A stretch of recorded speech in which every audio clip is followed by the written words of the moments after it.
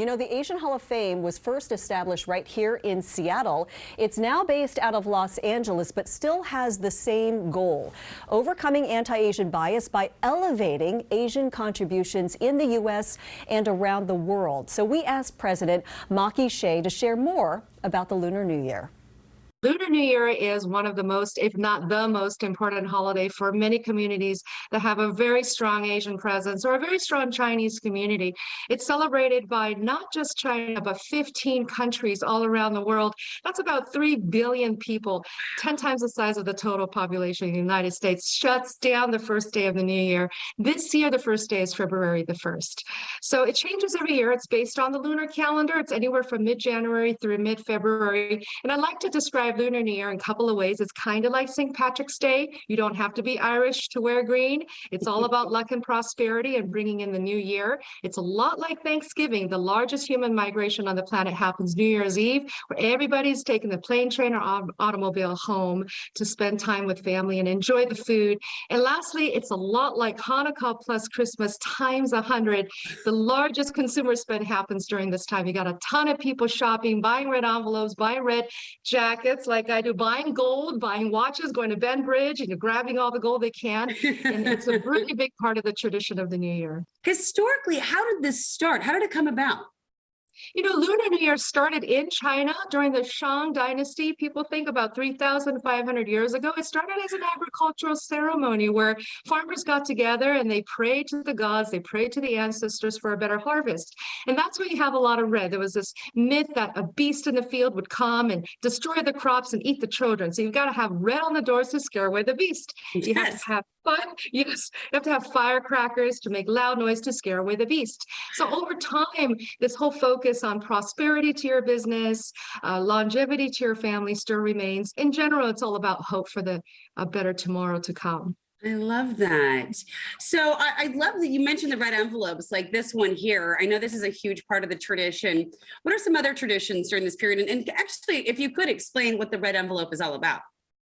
So there are a couple of things. I just thought it was really interesting. A lot of people don't know that in the Asian culture, you're not supposed to exchange money or checks by hand. So you have to put money and a check, even to a babysitter, in an envelope, write the name, and present it with 2 hands.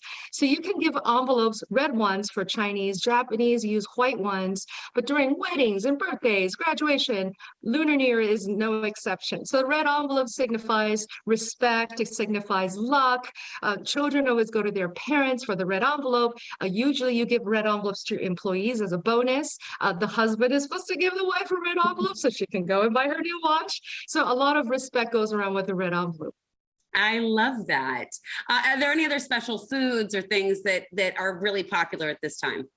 You know, every country, every culture has their special food. Noodle is very important. Long noodles signify longevity. You've got noodles in every culture. Sticky things are important. Sticky rice, red beans, something sweet. It means that fortune is going to stick to the household.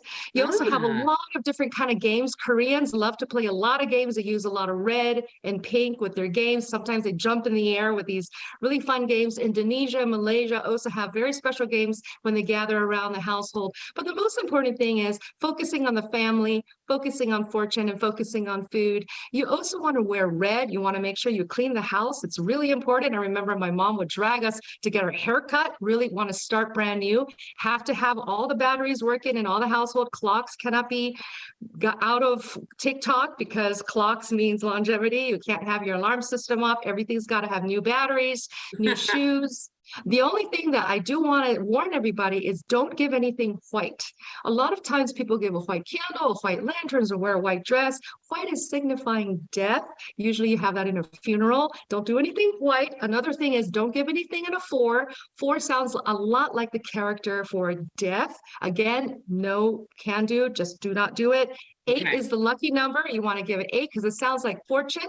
6 is also very good because the character for 6 has an outside leg like this and it's inviting fortune in. 8, 6 is great. 4 is a no. White is a no. Red is a yes. I love that. Oh my gosh. Not only the do's, but the don'ts too. Thank you so much, Maki.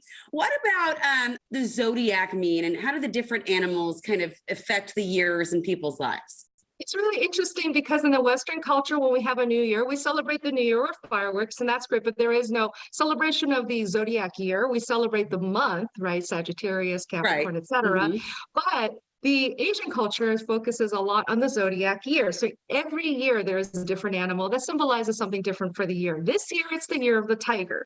Year of the Hmm. tiger symbolizes power, symbolizes aggression, symbolizes that all the projects that you've really wanted to finish, you're going to accomplish this year because there's a lot of spirit and vitality to the tiger. Oh. So I'm a tiger, so I'm very happy Oh, to say yes. this is your And year. it's my year. And what happens is if it's your year, you just feel a sense of renewed luck and everybody wants to do business with you. I love it. Now, Maki has promised to come back and tell us more about the work they're doing at the Asian Hall of Fame.